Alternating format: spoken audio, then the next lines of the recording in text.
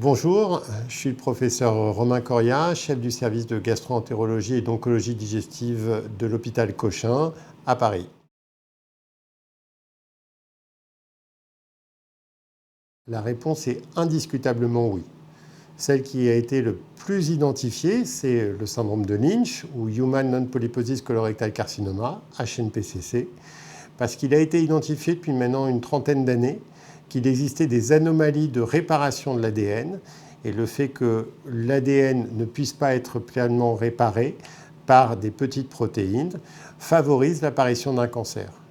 Cette prédisposition, en fait, est liée à un déficit d'une des protéines de réparation de l'ADN et entraîne une augmentation du risque de cancer colorectal, mais aussi d'autres cancers comme le cancer des voies excrétrices urinaires.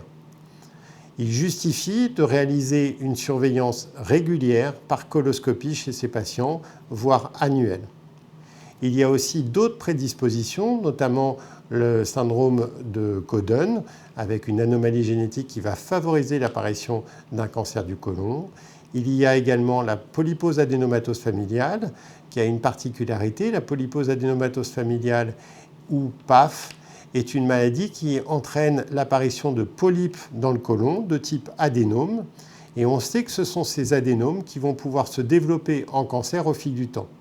La particularité de la polypose adénomatose familiale, c'est que les patients développent non pas un ou deux polypes, mais 100 à 1000 polypes, de telle sorte que le risque de développer un cancer est certain, et ça fait partie de la rare population pour laquelle il existe une indication de colectomie, c'est-à-dire enlever la totalité du côlon en prévention du cancer, parce que le risque de développer un cancer est certain au fil du temps dans certaines anomalies génétiques.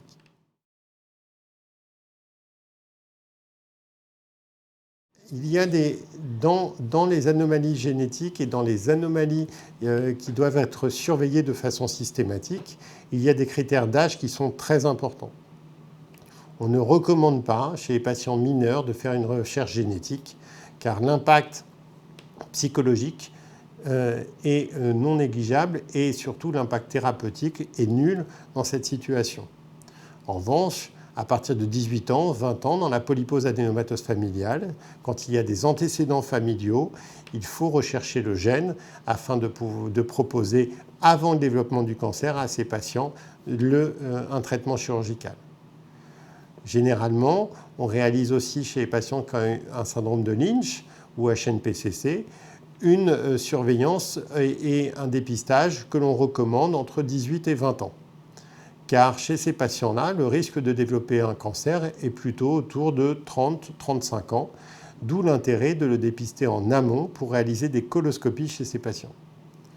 Enfin, le plus important chez ces patients-là, si on exclut les cas très rares de colectomie, c'est-à-dire de chirurgie préventive, c'est de réaliser un dépistage suffisamment tôt chez des patients majeurs et volontaires pour faire des coloscopies de façon régulière et de bonne qualité, c'est-à-dire avec une très bonne préparation du cadre colique et une chromoendoscopie, c'est-à-dire une coloration qui va augmenter la qualité du dépistage et le nombre de polypes identifiés.